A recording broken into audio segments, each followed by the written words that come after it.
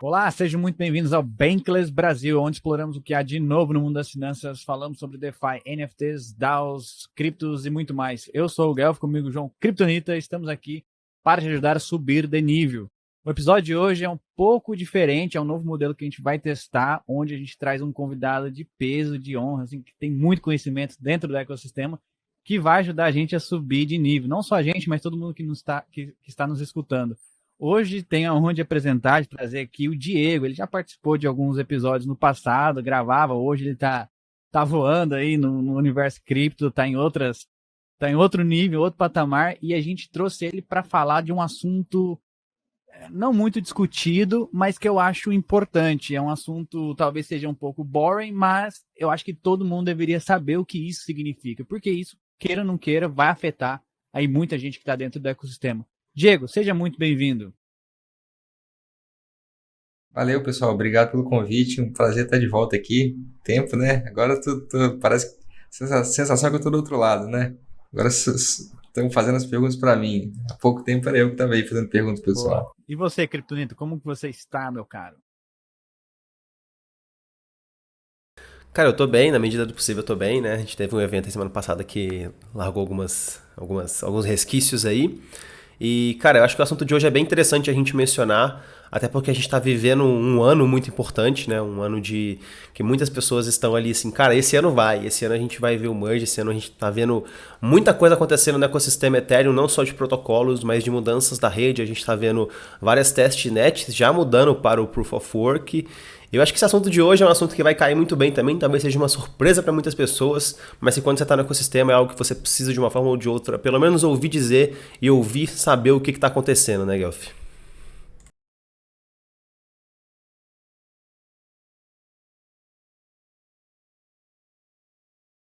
Diego, a razão da gente ter trago você aqui é porque você é um grande entendedor do ecossistema, principalmente da rede do Ethereum. A gente grava lá o Ethercash também, que fala especificamente do Ethereum.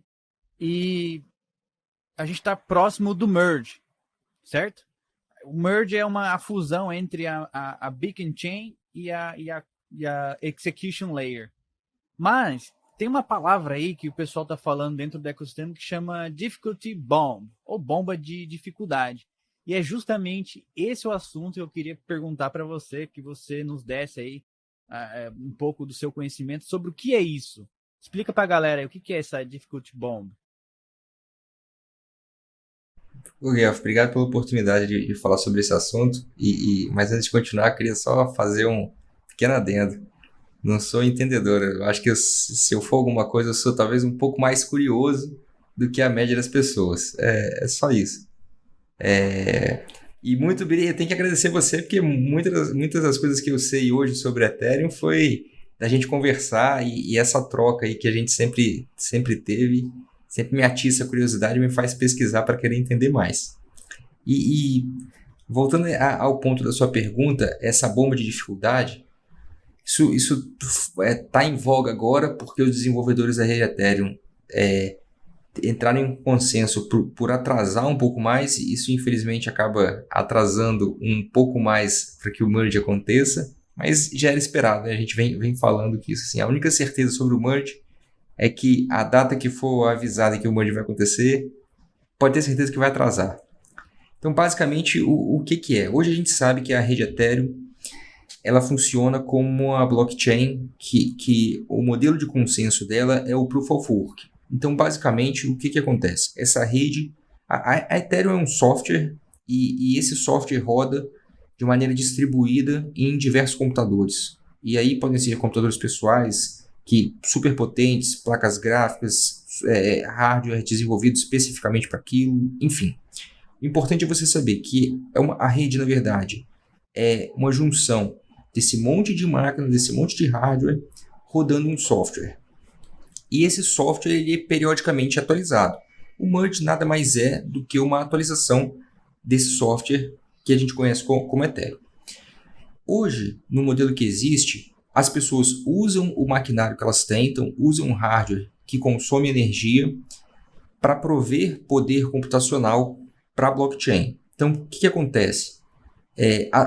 Todas as operações todos os dados que são registrados na blockchain, para você ter confiabilidade naquilo, esses computadores que estão em rede, eles disputam a resolução de equações matemáticas. Isso tudo está programado no código da blockchain. Conforme esses computadores vão disputando, eles agregam poder computacional à rede. E aí, todo esse poder computacional agregado à rede coopera para a formação desses blocos, né? Então, esses blocos de dados que vão formando a blockchain. E aí, pelo software, esses blocos acontecem em uma determinada periodicidade. Atualmente varia de 13 a 16 minutos. E aí, o que acontece? No início de uma blockchain, como são poucos computadores ligados a ela, o poder computacional que você tem na rede é pequeno.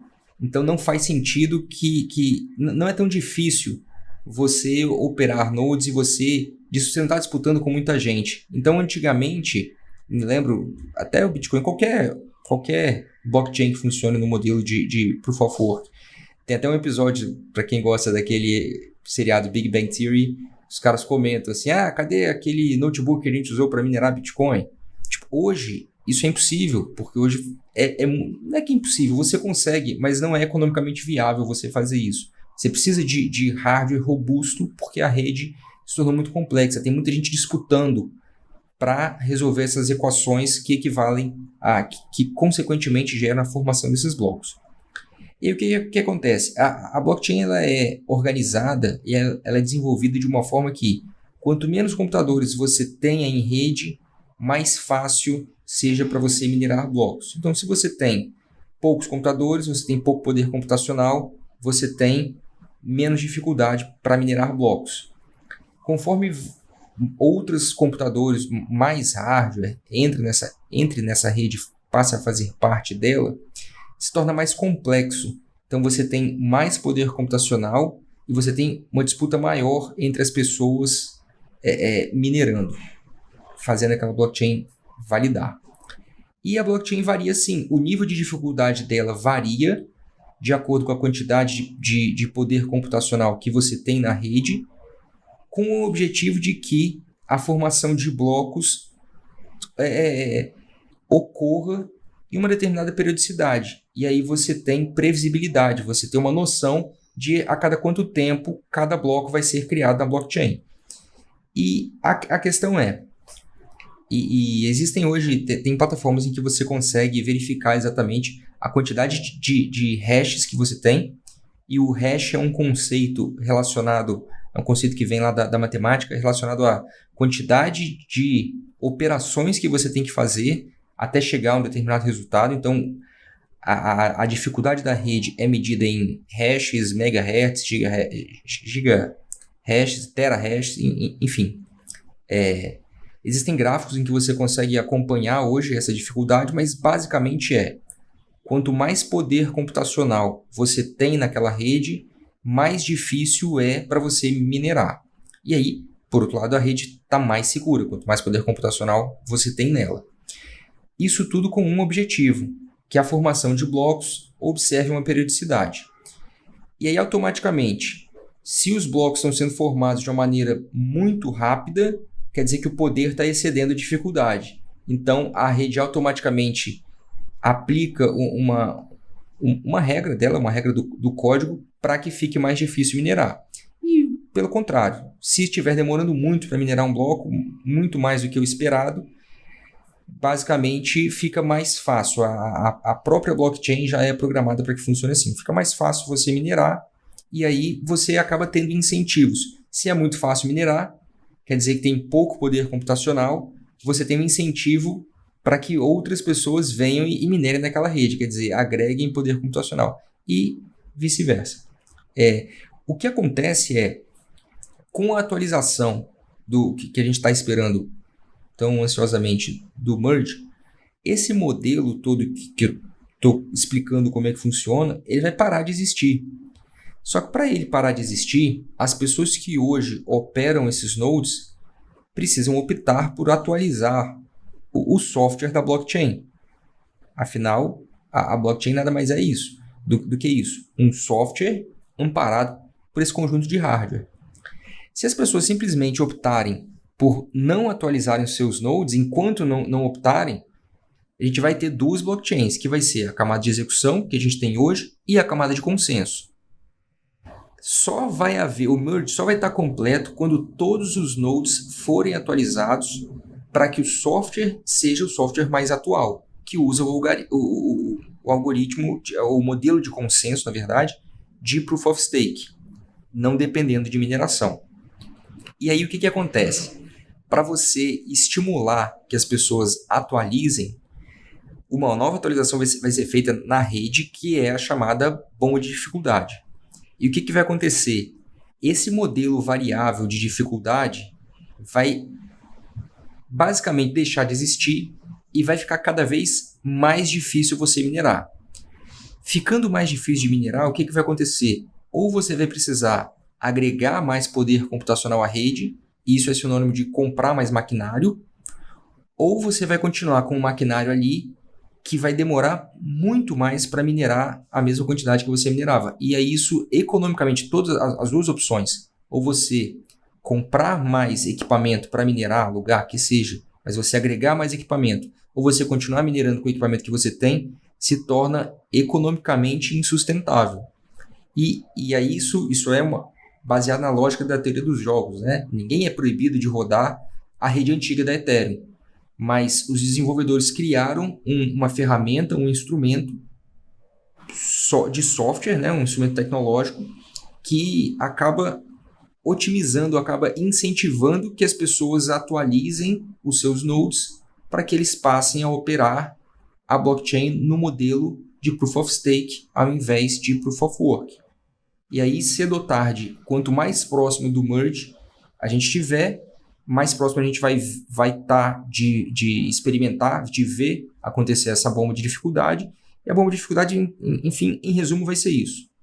Um aumento muito grande da dificuldade de mineração para desestimular as pessoas a continuarem rodando nodes nesse modelo de Proof of Work, que é o que a gente tem hoje, a chamada camada de execução, para que a partir daí o software da rede seja atualizado e no futuro, que eu espero que muito próximo, não acredito que vai ser próximo, mas torço para que seja, a gente tenha aí todos os nodes rodando esse software mais atualizado, que vai ser o Ethereum como camada de consenso após o merge. Ô Diego, deixa eu te perguntar uma coisa muito rápida aqui, cara.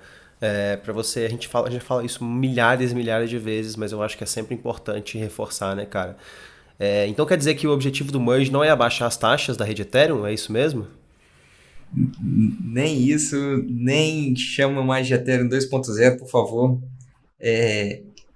Primeiro, merge não vai mexer no tamanho do bloco, merge não vem aí para otimizar o custo da rede, merge não vem aí para tratar de escalabilidade, nada disso.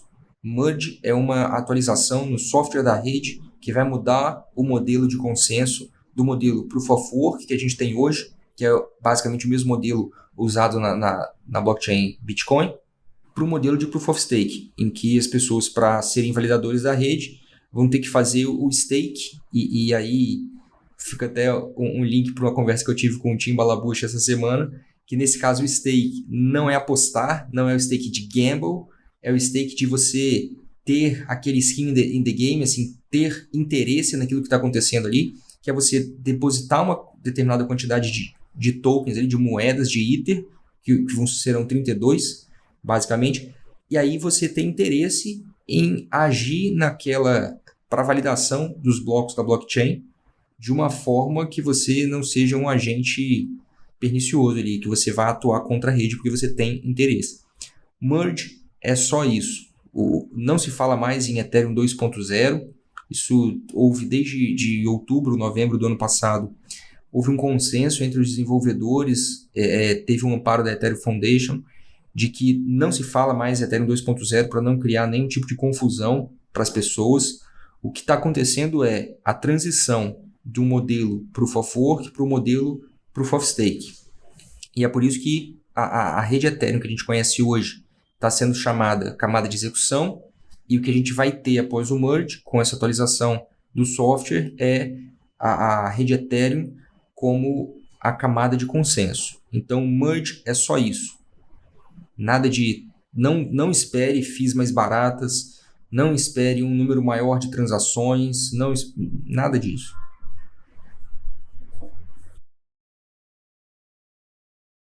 Boa. Diego, então deixa eu ver se eu entendi numa linguagem mais de afegão médio, assim, tudo que você falou. Basicamente, a gente está se aproximando do merge, que é a fusão entre a camada de consenso e a camada de execução, vai se tornar o Ethereum a prova Proof of Stake, certo? E aí existe esse mecanismo que é um tweak ali, um software, uma alteração no software que os desenvolvedores colocam para deixar mais difícil a criação de novas moedas. Seria isso, certo? Então, basicamente, um exemplo real. Eu tenho uma máquina, um rig, algumas plaquinhas de vídeo ali minerando, validando a rede do Ethereum.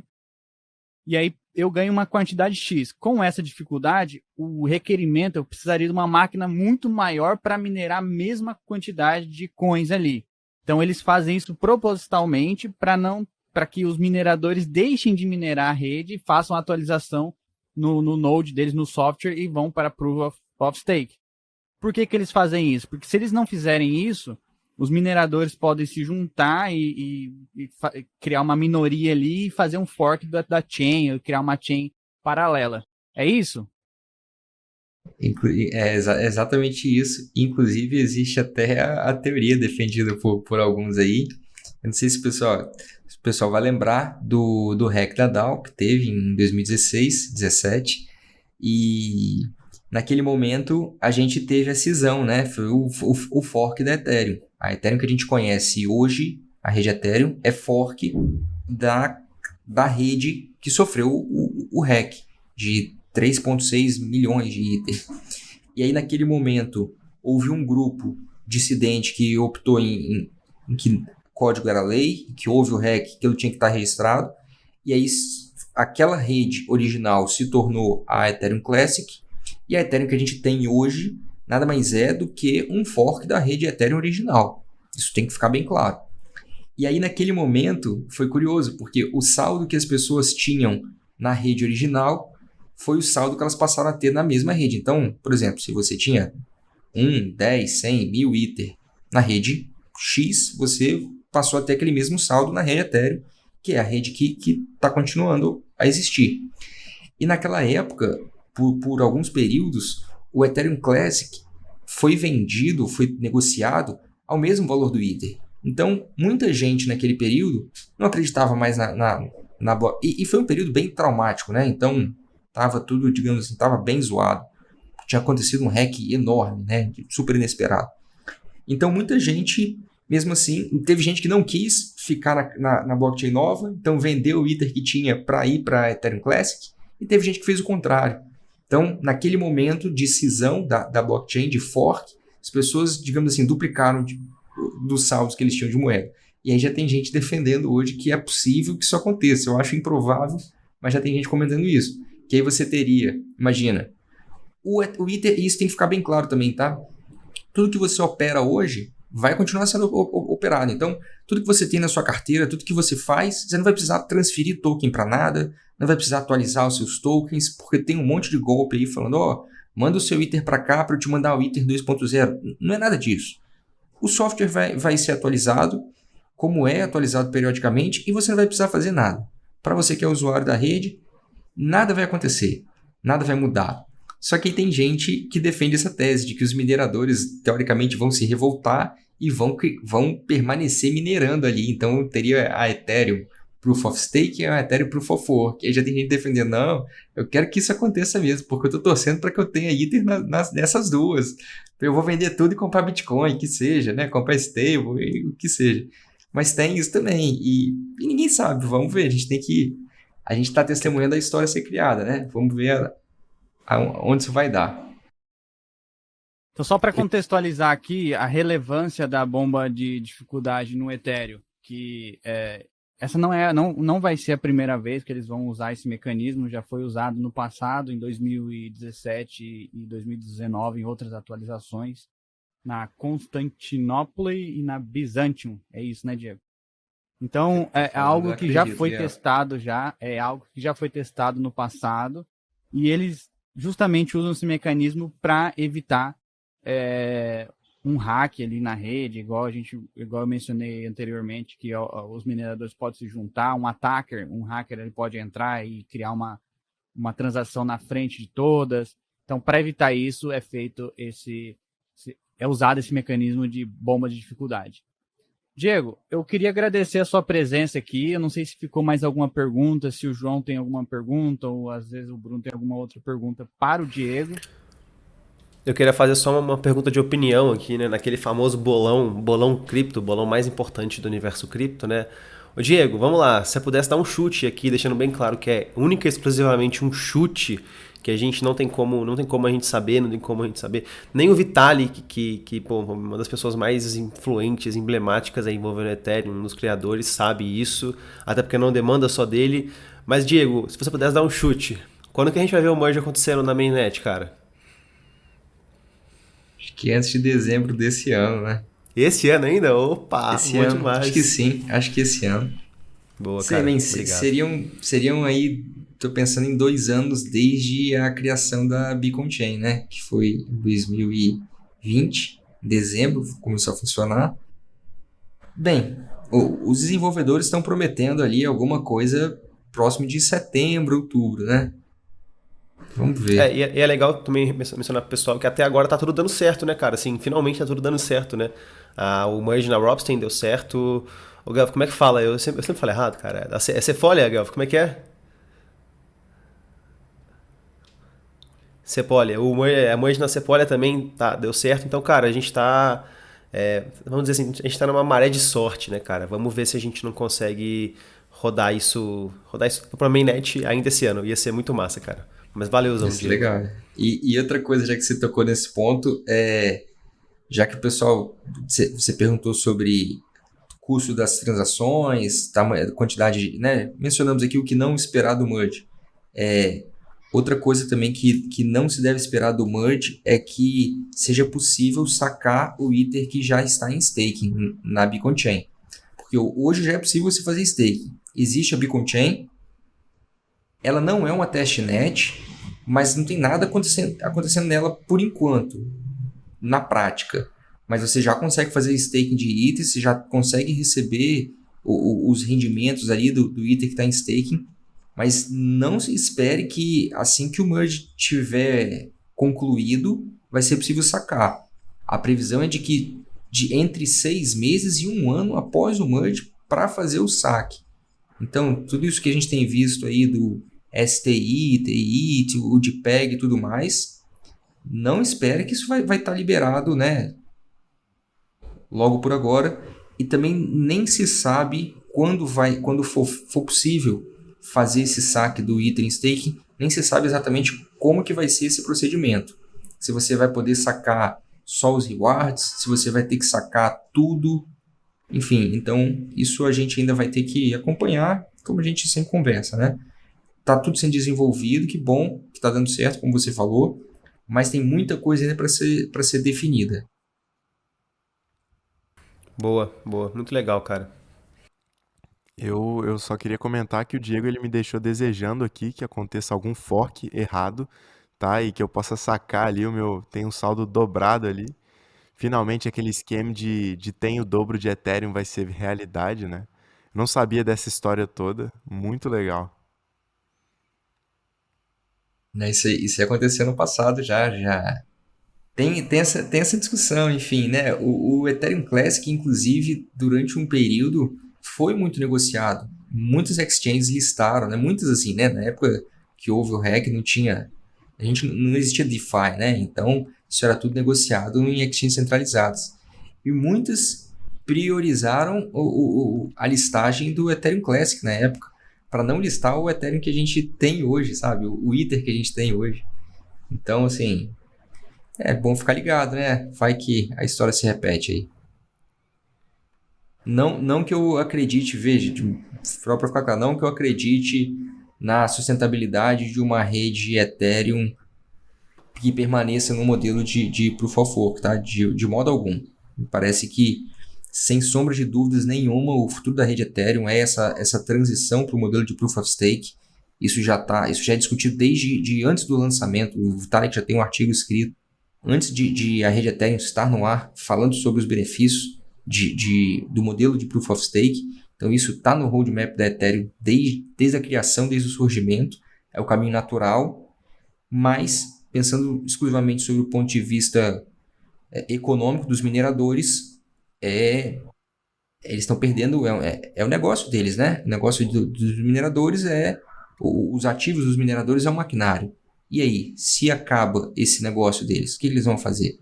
E aí, pode ser ou fazer um fork da rede que vai ser atualizada, ou então migrar para uma outra rede. Então, provavelmente também, a gente veja isso com o merge, a gente veja talvez um aumento muito grande na capacidade na hash rate de outras blockchains, que são blockchains que vão continuar funcionando no modelo de Proof of Work, porque esse maquinário existe, esse negócio já existe. Então, provavelmente esses mineradores migrem para outros. E parece que foi algo bem pensado, assim, esse roadmap ele é muito bem desenhado, pelo menos os passos, porque não vale a pena a gente começar a anunciar ou falar dessa bomba de dificuldade quando a gente não tem essa camada já aplicada em outras testnets ou que esse consenso já tenha sido distribuído entre os mineradores, né? Imagina que isso é só jogado ali para eles, poxa, vai ter essa bomba de dificuldade, aí realmente parece ser um cenário negativo, né? Mas foi uma trajetória longa até que pelo menos eu soubesse disso daí. Eu falei com o Guelph, poxa, eu não tenho ideia do que é isso, vou ter que dar um Google aqui, mas deu para entender muito bem até a importância dessa etapa. Boa, galera, boa. Boa, Diegão, então o que a gente queria agradecer aqui você, foi um prazer, sempre um prazer enorme ter você aqui conosco, sempre trazendo um aprendizado, cara, de outro planeta. Muito obrigado pela atenção e pelo suporte de sempre aí, por aceitar falar sobre temas difíceis aqui, que eu tenho certeza que não é qualquer um que sabe falar com essa maestria que você falou pra gente. Então, cara, muito obrigado aqui em nome da Nação Bankless. E, pessoal, fiquem aí que na segunda parte nós vamos falar sobre as notícias do que aconteceu nessa semana. Mas antes, então, uma palavrinha dos nossos patrocinadores aí. Você que sempre sonhou em comprar ou vender criptomoedas direto de sua carteira digital para a sua conta bancária? Agora é realidade. A LoopPay te ajuda a obter seus tokens de cripto diretamente na sua carteira, de maneira mais fácil possível, livre de taxas ocultas e sem várias etapas confusas. Uma maneira simples, direta e elegante de enviar criptomoedas para sua carteira em poucos segundos.